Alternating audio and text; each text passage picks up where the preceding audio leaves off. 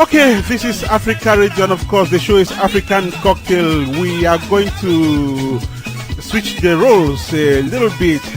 We're not going to have the Nollywood actor from Houston right away because we have to go to Central Africa and precisely in Cameroon. And in Cameroon, we are in the city of Douala. Douala, where one of our correspondents, Ifaana Qualar, is joining us now to tell us about what has been happening in that part of Africa and, of course, that part of the world. So, it's exactly 12:47 here. I would imagine it's 6:47 p.m. out there in Douala, Cameroon. Ifaana is going to confirm. Good afternoon, good evening, Ifaana, and welcome to African Cocktail. Good morning, Ernest. Good morning, listeners of the show in the United States. Good afternoon to those in Africa. It is 5:48 p.m. in Douala. Welcome to Central Africa and precisely Cameroon's economic capital, Douala, from where I am reporting. Ernest, it's a sunny day. After 3 days of serious rainfall, we have a sunny day today in the city of Douala. And it is the rush hour where most of the people are retiring home, and it is a very, very tedious day. It's usually rush hour at this time and with a lot of traffic congestion. But that's the way it is here in Douala. When you talk traffic, you talk Douala. When you talk traffic, you talk Douala. I can imagine, Ifaana. So, talking about coping with the life out there, Ifaana, I understand Cameroonians are gradually accepting the new hikes in fuel prices that introduce another bitter experience in the jobs of transporters out there. But we hear the disappointment of transporters has rather been a blessing to government workers and the military whose salaries have been increased. I would imagine there are smiles on faces out there, Ifaana. Yeah, and I can say smile on some faces. Maybe yes, but for some faces, there's no smile. But the news is like you said that Cameroonians, as from next month, the civil servants will observe a change in their paychecks. The decision is coming from the country's top executive officer, and from the date of the signature of the presidential decree to that effect, the monthly base salary of government workers and the military is raised to 5%. This decision came after the government announced that it was ending subsidies on petrol, diesel, and cooking gas and raising prices of these basic commodities. This did not go down well with the entire population and led to transporters threatening to kick against the move by a civil strike. The said action was halted. According to the report, transporters are trying to put things together with the government that we don't know. But what makes things worse over here, Ernest, is because I went yesterday to buy bananas that normally they sell 4 for 100 francs in Douala. Now it's 2 for 100 francs. And when I asked why, they told me it's the fuel prices. I don't know the link between the fuel and the bananas. And coming back to salary increment, I must say it has been the talk of the country since the announcement was made for obvious reasons. The voicing of any increase in wages is a big news, and at least before economists and even the layman start analyzing. While the ordinary Cameroonian who is directly concerned,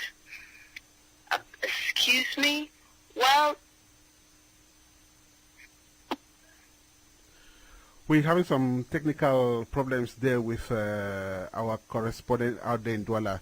Ifaana, are you still with us? Okay, she will definitely get back to us. This is African Cocktail coming to you from Africa Radio with Ernest Kanjo, 10 minutes to 1. And we were listening there to our correspondent in Douala, Ifaana Qualar, who was telling us about the recent salary increase which Cameroonian government workers are now experiencing. And we hear is auguring well to some people and to others. Looks like there are still complaints. Well, she's going to give us details on that. Let's have some music, then we'll be back with Ifaana. Get up and dance. Okaido City d'Angola, mal à l'aise. Et baby.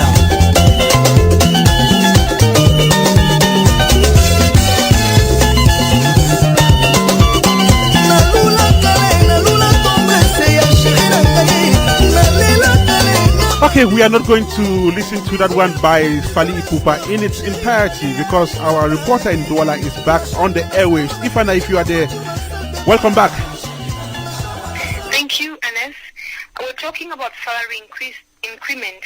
I must say it has been the talk of the country since the announcement was made for obvious reasons. The voicing of any increase in wages is big news, at least before economists and even the layman start analyzing. While the ordinary Cameroonian who is not directly concerned thinks it is a palatable story for the government worker, some civil servants have said the increase is so insignificant to a vexing level. A worker who normally earns 150,000 francs has barely 5,000 francs CFA added to his pay, and with the anticipated rise of basic commodities, we wonder what 5,000 francs can actually do in a town like Douala.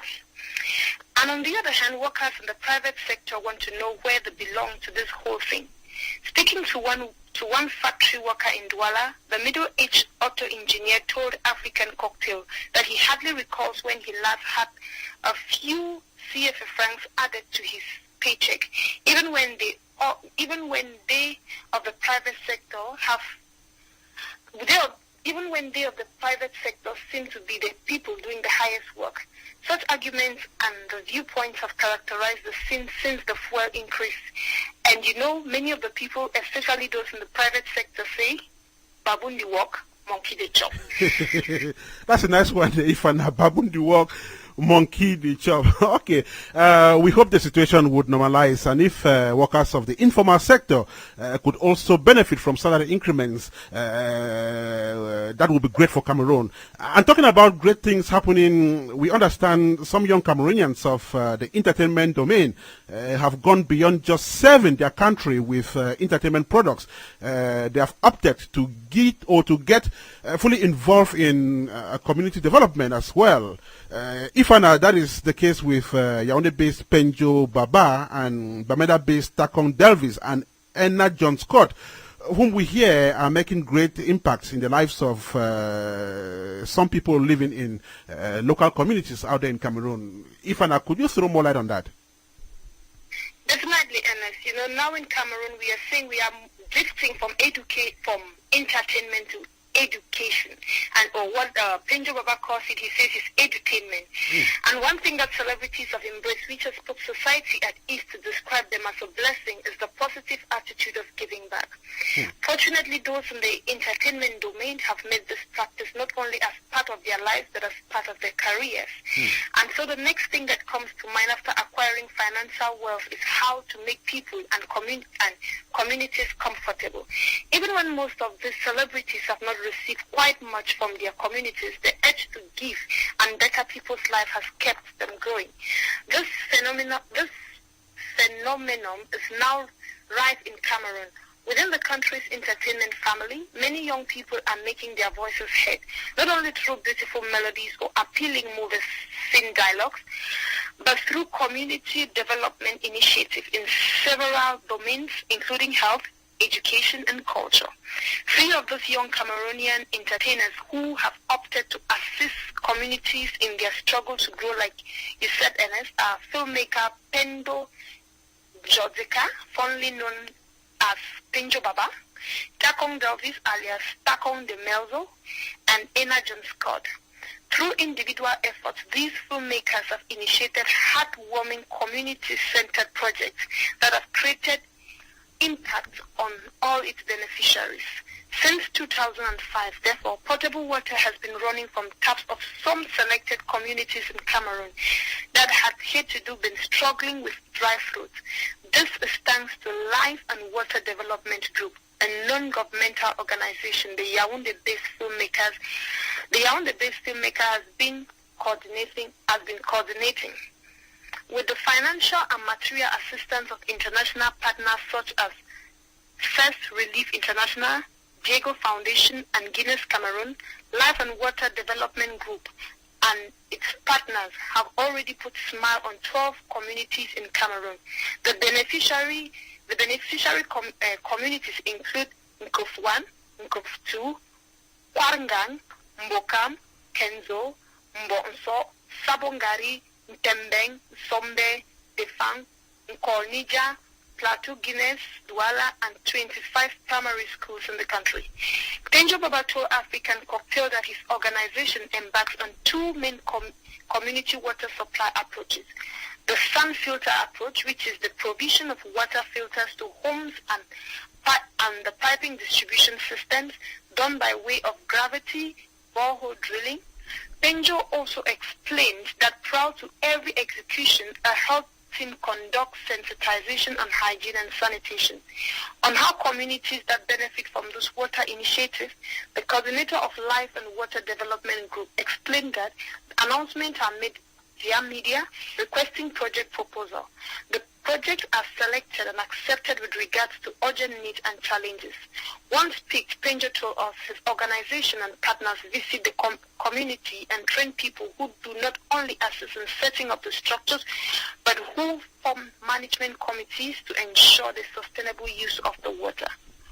Once Kanjo is settled on his mind that clean water is flowing in any given community, he has to be, the filmmaker can now pick his camera and head to the field and start shooting more films, what he knows how to do best. Definitely what Kanjo knows how to do best. So, Ifaana, while Kanjo's largesse flows with the water he is providing to the communities you just mentioned there, Takon Delvis and Energon Squad have been warming the hearts of epilepsy victims, and both filmmakers say they are poised to make epilepsy cries a thing of the past. So we hear Ifaana. Yeah, that's true. And as we got to know about this humanitarian initiative through a heartbreaking documentary Takong Delvis and Energon Scott produced last year, and now the project has grown into an organization which from all indications is poised to contain epilepsy and give hope to its victims. Right. According to the filmmakers, epilepsy has to be given similar attention like other diseases, yet patients must be accepted as part of the society rather than stigmatized as has been the case in the past. For some time now, both filmmakers have been communing with victims of the disease to find out how they live, where they live, how society reacts to their situations, and the possible ways of improving their conditions. The filmmakers have sourced information on the experience of victims, which has been compiled into film and print packages published on the Cameroon Epilepsy Foundation website. The filmmakers are known to be so emotionally passionate about this humanitarian cause, to an extent where they would burst into tears during film production in this topic. For one thing, people are lauding this initiative and saying that we are in the epoch where filmmaking should go beyond entertainment. It should have a development connotation that can create a great impact on society. It is the hope of Takong Delvis and Energon Scott that society, through their lens, will understand that victims of epilepsy and communities affected will be supported and loved. Innocent listeners of the show, that's all we gathered from this end, and hoping to bring you more from this very wonderful country, Africa in miniature, Cameroon. Wonderful country, Africa in miniature, Cameroon. Cameroon, from where Ifaana has been reporting. Ifaana, thank you so much. And if we learned one thing from your package out there, it is that entertainers should go beyond just entertaining people. They should also get their fallbacks into productive initiatives, just like Kanjo, Energon Squad, and Takong Delvis are doing. It is called giving back. Ifaana, thank you so much. Hope you are settling on a bowl of bar and jamsu. I miss bar and jamsu, Ifaana. I'm Kati too. Kati. Well, if there was a way you could ship some to me here, I would be happy. I will try and do that. Ifaana, have a beautiful rest of the day out there in Douala, Cameroon. We hope to have you again next week. Okay. Okay, a splendid day there for our reporter Ifaana. Then, a very rich package from Central Africa, precisely in Cameroon, and of course the city of Douala, situated at the banks of the River Wuri. African cocktail coming to you from Africa Radio. With Ernest Kanjo, let's have some music. We are gradually but steadily moving to the end of this very, very rich edition of the show. Let's have some good music, then we'll be right back.